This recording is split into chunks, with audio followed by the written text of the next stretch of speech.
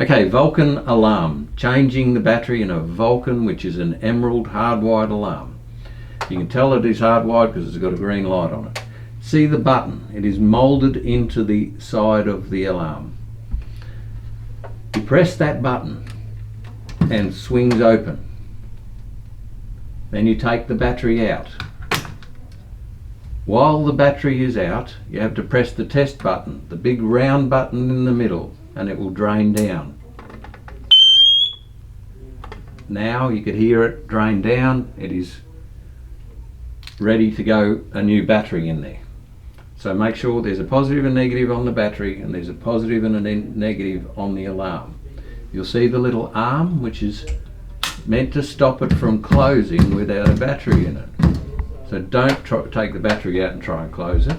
You need to push the battery over that little thing. Oops, and get it round the right way like I just said. Positive and negative the right way round. Click it back in, and as you close it, just press the button again to make it easier to close. And job's right.